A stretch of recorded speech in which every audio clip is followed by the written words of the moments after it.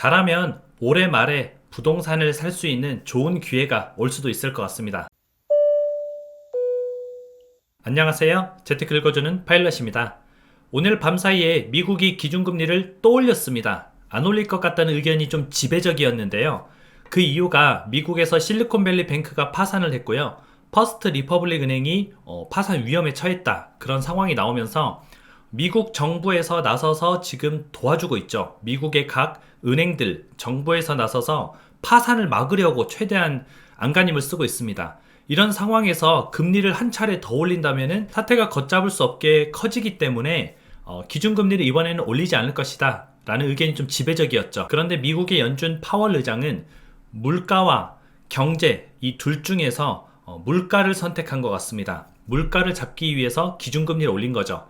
그런데 여기서 한 가지 궁금한 점이 기준금리를 올리면 왜 은행들이 파산하고 경기가 안 좋아지는 거야? 그냥 뭐 대출 금리가 올라가는 건 알겠어. 그런데 왜 은행이 파산을 하는 거지? 은행이 돈을 더 잘 버는 거 아니야? 라고 생각을 하실 수가 있어요. 간단하게 좀 설명을 해드리면은 은행은 여러분들이 맡긴 예금의 10%만 남겨두고, 물론 이제 은행마다 차이는 있지만 10% 정도만 남겨주고 다 대출을 해줍니다. 그 대출 이자를 받아서 여러분들한테 예금 이자를 주고 남은 걸로 이제 돈 장사를 하는 거죠. 이자 놀이를 하는 겁니다. 그런데 대출을 최대한 이렇게 많이 해줬는데 대출을 해줬던 사람들이 이자도 잘 갚고 원금도 잘 갚아야 되는데 금리가 올라감에 따라서 어떻겠어요?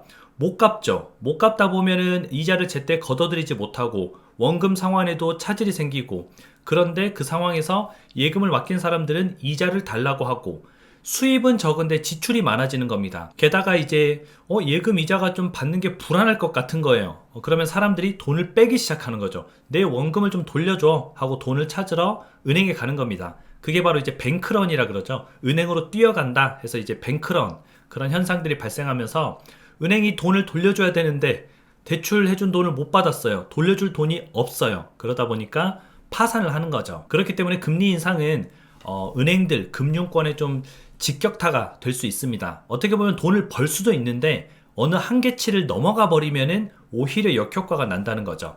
이 부분에 대해서 이제 간단하게 좀 설명을 했고요. 밤사이에 미국의 기준금리 인상이 있었기 때문에 미국은 현재 이제 5%의 기준금리 시대를 열었습니다. 무려 기준금리가 5%예요.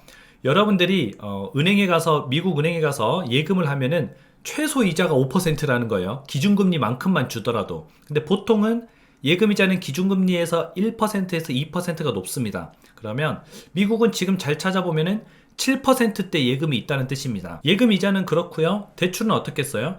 대출은 예금이자보다 또 1에서 2%가 더 높습니다. 그래야지 대출 받아서 이자 주고 남은 걸 은행이 가지니까 결국에는 대출금리가 9% 가까이 육박을 한다는 거죠. 그런데 우리나라는 지금 금리가 3.5%잖아요. 격차가 무려 이제 1.5% 정도 벌어지면서 주식시장도 계속 힘들어지고 있습니다. 그리고 알게 모르게 우리나라 경제가 많이 흔들리고 있거든요. 외국 자본 유출도 심하게 일어나고 있고요. 현재 우리나라 경기가 엄청 좋지 않습니다. 자영업을 하시는 분들은 실제로 좀 많이 느끼실 거예요. 경기가 체감상 정말 좋지 않은데 이 모든 것들이 금리에서부터 나비 효과로 인해서 발생한 현상이라는 거예요. 그러면 우리는 이렇게 계속 금리를 올리지 않으면 당분간은 대출 금리에서는 문제는 없겠지만 경기 자체가 좋지 않다는 거죠. 경기가 살아나고 차라리 대출 금리가 높아도 사람들이 갚을 수 있는 상황이 되면 좋은데, 뭐 금리가 그렇게 높지 않다고 하더라도 갚지를 못하는 거죠. 돈을 벌어야 갚고, 회사 같은 경우도 물건을 사와서 팔아서 돈을 벌어야 직원들 월급을 주는데 지금 뭐 소비가 완전히 얼어버렸죠. 그래서 사람들이 소비하기 위한 지갑을 닫아버린 상태고, 짠테크라 그래서 절약하는 시대로 이미 진입을 했습니다. 그런 상황에서는 지금 뭐 우리나라가 지금 금리를 올리지 않았다고 해서 안전하다 이렇게 볼 수 있는 게 아니라, 미국이 빨리 금리를 또 내리지 않으면 우리나라도 결국에는 따라서 올라갈 수밖에 없습니다. 그런데 미국의 파월 연준 의장이 올해 안에는 금리 인하가 없다라고 못을 박았죠. 그러면 지금이 3월 정도 되니까 앞으로 9개월 동안은 미국이 높은 금리를 유지할 텐데 우리나라가 9개월 동안 올리지 않고 계속 버티다 보면 우리나라 경제는 어려워지겠죠. 갈수록 어려워질 겁니다. 그러면 우리나라도 어쩔 수 없이 금리를 계속 따라 올리게 될 거고요. 우리나라 금리가 올라감에 따라서 어떻게 되겠어요? 부동산 시장은 반등을 하나? 반등하는 거 아니야? 라고 했지만 바로 다시 떨어질 확률이 굉장히 높습니다. 게다가 올해 말부터 이제 갭 투자했던 물량들, 우리가 한참 갭 투자 열풍이 불었었죠. 그때 갭 투자했던 물량들의 2년이 도래하는 시기가 올해 말부터 돌아옵니다. 그 갭 투자를 했을 당시에는 높은 전세금을 받아서 나의 자금을 조금만 투입해서 집을 샀었는데, 지금은 전세를 연장하려고 보니까 나는 3억의 전세를 받아서 내 돈 2억 주고 5억짜리를 샀어요. 근데 지금은 3억짜리 전세가 2억 정도 한다는 거죠. 그러면 내가 1억을 돌려줘야 되는 상황이 나오는 거죠. 그런데 갭 투자했던 사람들은 거의 대부분 이제 본인의 자산을 전부 투입해서 갭 투자를 했습니다. 그러다 보니까 어떻게 되겠어요? 돌려줄 돈이 없게 되고, 그런데 전세 세입자는 싼 전세를 찾아서 나간다고 하는 거죠. 바로 옆 동에 똑같은 아파트가 2억인데 나는 여기 3억 내고 살 이유가 없다. 저는 계약 만료하고 나갈게요. 이렇게 상황이 돼버리기 때문에 굉장히 곤란에 처하게 되고, 그거를 경매에 넘어가지 않으려면 저렴하게라도 팔아야 되는 거죠. 뭐 예를 들어서 그동안 한 1억 5천 올랐다. 그래서 기분이 너무 좋았다. 근데 지금 시세를 보니까 한 5천만 원 정도밖에 오르지 않았다. 하지만 그거라도 지금 팔고 나가야겠다라는 사람들이 굉장히 늘어날 겁니다.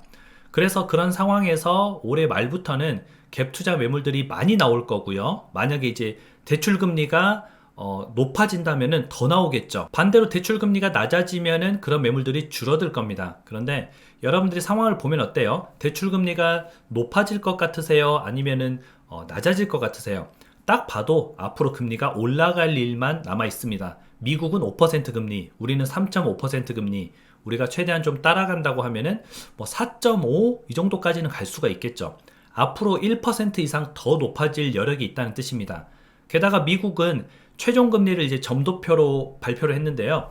5.1% 앞으로 한 번 더 올린다는 뜻이죠. 베이비 스텝을 한 번 더 해서 5.25%까지 올리겠다, 이런 의지를 나타낸 거거든요.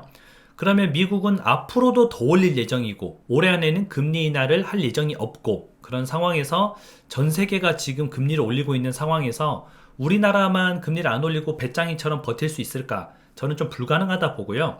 버티다 우리나라도 나중에는 금리를 급격하게 올리는 시기가 올 겁니다. 그러면 그때 아무래도 급매물들이 많이 나올 거고, 그럴 때 우리가 좋은 급매물을 사면 되는 거죠. 많은 분들이 집값이 올라갈 때 돈을 번다고 생각해요. 근데 제가 주식비법서에도 썼는데 주식이나 부동산은 많이 떨어졌을 때 사야 돈을 법니다. 본연의 가치가 있는데 그 본연의 가치보다 항상 어떠한 악재가 일어나요. 뭐 코로나든 서브프라임이든 IMF든 어떤 악재가 한 10년마다 한 번씩 찾아오거든요. 그 악재로 인해서 본연의 가치보다 낮아질 때가 있습니다. 그럴 때 사두면은 본연의 가치로 언젠가는 회귀를 하겠죠. 우리가 그 기간을 몰라서 그렇지 언젠가는 다시 돌아옵니다. 그러면 그때 돈을 버는 거고요. 가격이 올라갈 때 추격 매수를 하는 거는 주식에서도 그렇게 선호하는 방법은 아니에요. 그래서 작년이나 재작년 같은 경우에 집값이 너무 가파르게 상승했을 때 제가 좀 추격 매수하지 않았으면 좋겠다, 집 사는 거를 잠깐 기다려봐도 좋을 것 같다 라고 말씀드렸던 이유가 그런 점에서 착안해서 좀 말씀을 드린 거거든요. 그래서 제 생각에는 올해 말부터 좋은 기회가 오지 않을까 그렇게 생각하고요. 이 영상을 또 오해하시면 안 되는 게 올해 말에 가장 싸고 내년 초부터 막 올라간다 이런 영상이 아니에요. 우리는 언제 올라가는지는 정확히 예측은 할 수 없지만 전문가들은 장기 불황이 온다 하는 전문가들도 있고, 어떤 전문가들은 내년부터 반등한다 이런 전문가들도 있지만 결국에는 반등은 한다는 거잖아요. 언젠가는 반등을 한다는 거잖아요. 그래서 우리가 좀 지켜보면서 올해 말에 조금 더 충격이 와서 많이 떨어지면은 주식이나 부동산에서 여러분들이 봐뒀던 좀 우량한 주식 또는 괜찮은 지역의 집을 마련하는 게 좋을 것 같습니다. 물론 시기가 좀 딜레이 될 수도 있겠죠.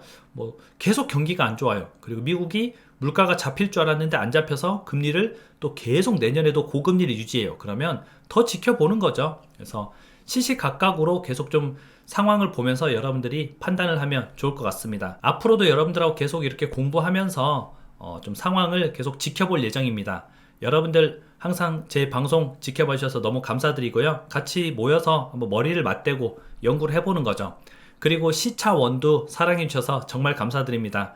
물량이 이제 첫날 다 품절이 돼서 이제 2차 물량을 4월 5일 날 식목일에 재오픈할 예정이거든요. 그래서 혹시나 원두를 드셔보셨는데 맛있어서 다음에 또 사고 싶다 하시면은 4월 5일 날 주문이 가능하고요. 많은 사람들이 이제 리뷰를 올려주기 시작하시고 계시거든요.